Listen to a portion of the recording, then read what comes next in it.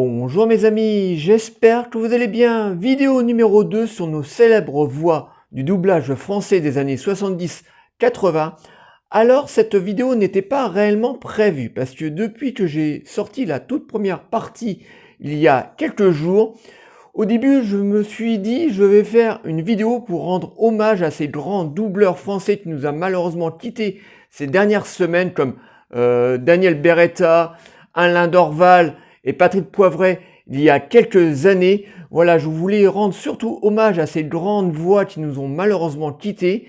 Et là, depuis quelques jours, depuis que j'ai mis en ligne cette vidéo d'ailleurs qui a très bien marché, parce que là, à l'heure qu'il est, ou au moment où je suis en train d'enregistrer cette nouvelle vidéo, cette vidéo a pratiquement 600 vues. Alors merci beaucoup les amis d'avoir regardé la vidéo. Cette vidéo a l'air de vous plaire.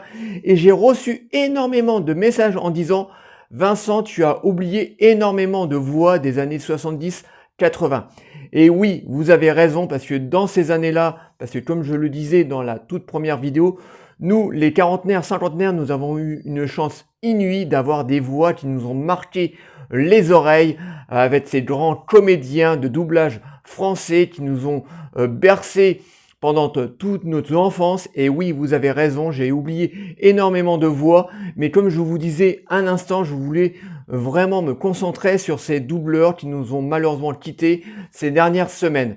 Et donc je réponds à votre demande, donc je fais une deuxième partie de nos célèbres doubleurs des années 70-80. Alors, dans ces années-là, on avait aussi un très grand comédien de théâtre et du cinéma qui s'est fur et à mesure dirigé sur le doublage français, c'est le grand Jean Topart. Et oui, comment j'ai pu oublier ce grand comédien de théâtre qui est Jean Topart, qui avait une voix incroyable comme ça, très majestueuse, calme, qui pouvait jouer n'importe quel rôle et il nous a éblouis dans pas mal de rôles au cinéma, mais il s'est surtout distingué dans pas mal de séries animées des années 80, surtout pour nous les quarantenaires, cinquantenaires. Par exemple, il avait joué la voix de Zeus dans la célèbre série Ulysse 31, mais aussi dans Les Mystérieuses Cités d'Or, donc c'était un très grand comédien qui a fait une multitude de voix au cinéma, donc le grand Jean Topart qui nous manque affreusement. Quiconque ose défier la puissance de Zeus doit être puni. Tu erreras désormais. Il y avait aussi Michindatz, donc voilà, pour faire un petit peu de médecité, parce qu'il n'y avait pas que des hommes dans le doublage français à ces années-là, mais aussi des femmes. Donc la grande Michindatz, qui aura fait une multitude de voix au cinéma, mais aussi à la télévision. Alors a prêté sa voix à la vache Azalée dans le Manège Enchanté pour les plus anciens d'entre nous. Elle aura fait surtout la voix de Pédi la cochonne dans le Muppet Show et dans une multitude, bien entendu, de voix au cinéma. Donc la très grande Michindatz, en plus qui avait une particularité, elle était une très bonne siffleuse. Alors je ne sais pas si c'est très français, si c'est le bon terme adéquat pour dire des gens qui savent très bien siffler, mais elle savait très bien siffler. Bon, c'était une caractéristique qu'elle avait.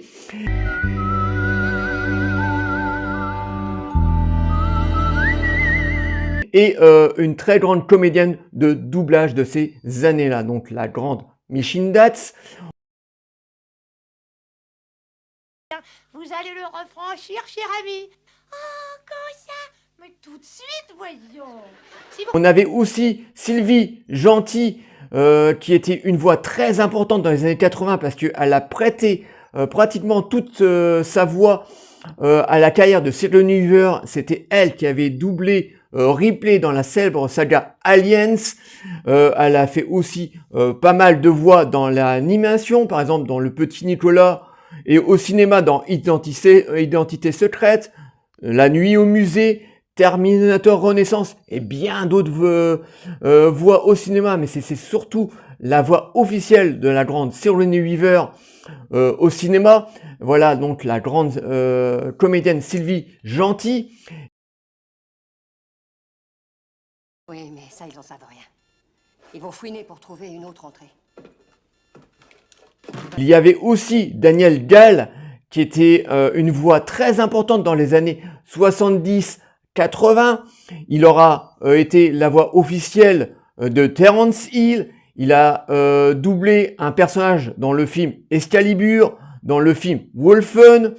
À la télévision, dans certaines séries animées, il aura été la voix officielle de Attarus dans la grande série de Goldorak qui nous aura émerveillé, nous les quarantenaires, cinquantenaires, on est tous fans de la saga Goldorak, donc ça aura été la voix officielle du grand Attarus.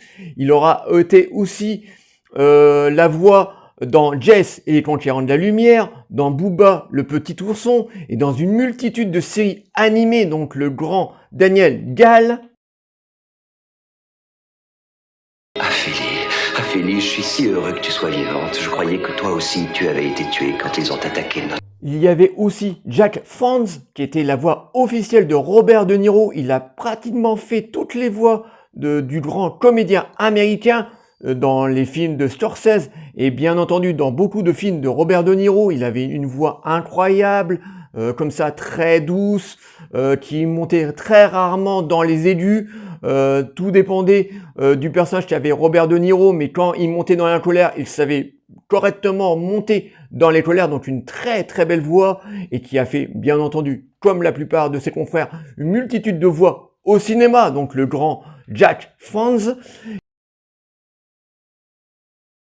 Toyota, Lexus, c'est pareil, c'est japonais. N'oublions pas Pearl Harbor, hein. Soyons sérieux 2 secondes. Vous l'apprenez? Il y avait aussi Med Hondo, qui était une voix très importante dans les années 80 et qui est une des voix les plus importantes pour nous, les 40-50naires. Il était la voix officielle de Eddie Murphy. Et là, comme Jack Franz et ses confrères, il a pratiquement fait la voix de tous les films de Eddie Murphy. Donc c'était une voix très rigolote, très cool, vraiment très... on pouvait, dès qu'il faisait une voix dans une série ou dans un film, on le reconnaissait instinctivement. Ça collait parfaitement avec le personnage qui était Eddie Murphy. Il a fait aussi la voix de Carl Weathers dans le tout premier Rocky. Il aura fait aussi une voix très marquante pour les plus jeunes d'entre nous, Lan dans la série Shrek, voilà, qui lui a donné un ton très très comique comme ça. C'est Lan qui est l'âne le plus emmerdant de toute l'année de l'animation, qui est le souffre-douleur de ce pauvre Shrek. Et donc Med Hondo lui a donné sa voix et il fait un travail remarquable. Voilà, c'est peut-être le personnage que je préfère dans la saga Shrek, à côté du personnage principal bien sûr, mais qui est énervant à souhait. Et Med Hondo lui donne vraiment de l'énergie, parce que pour moi la voix de Med Hondo c'était ça, c'était de l'énergie pure, et c'est pour ça ça collait parfaitement avec le jeu d'acteur de Eddie Murphy qui était très dynamique. Et c'est un acteur comédien qui nous manque atrocement, parce que malheureusement lui aussi nous a quittés il n'y a pas si longtemps et qui va atrocement nous manquer. C'était toi, Philippe. Ça va, mon pote? mec. Mais je te dis que c'était Philippe, connard. Salut, Philippe. Embrasse-moi, mon lapin. Et j'aurais pu très bien vous en dire encore plus. Voilà, j'aurais pu vous sortir encore d'une planète de comédiens, de doubleurs de ces années-là. Voilà, on avait une chance inouïe, nous, d'avoir des voix comme ça qui nous ont marqué, mais vraiment profondément. Voilà, j'aurais pu encore vous en donner, mais bon, la vidéo aurait duré des heures, et je pense qu'aussi, c'est à vous aussi de vous rappeler de certaines voix. Alors, n'hésitez pas, les amis, dans vos messages, de nous dire, oui, il y avait telle et telle voix. Je vous répondrai toujours avec plaisir. Voilà, c'est aussi un petit peu à vous de retrouver des voix célèbres des années 70-80. Là, je vous ai donné une quinzaine de voix qui nous ont marqué, et bien entendu il y en avait plein d'autres. Voilà, c'est vraiment une période prolifique pour nous, voilà, parce que Comme je vous disais dans la première vidéo, maintenant les voix ont tendance à tous se ressembler. Bon, on a quelques voix qui sortent du lot, mais c'est vrai que maintenant toutes les voix ont tendance à être tout le temps sur la même ligne et à se ressembler. Mais dans ces années-là, on avait de très très grands comédiens qui prêtaient leur voix parce que la plupart de ces doubleurs français à la base étaient des comédiens de théâtre et ça se ressent dans leur voix parce que prêter sa voix, c'est aussi jouer un rôle et ces gens-là le faisaient avec merveille.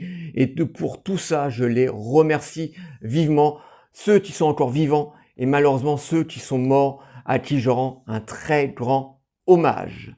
Voilà, j'espère que cette deuxième partie vous aura plu. Likez, délikez, abonnez-vous. Surtout les amis, n'hésitez pas à m'envoyer des messages. Dites-moi les voix que j'ai oubliées. Bien entendu, je vous répondrai avec plaisir. Et moi, je vous dis à très très bientôt. Ciao les amis. Les enfants, remercions Saint-Nicolas, non? Merci Saint-Nicolas.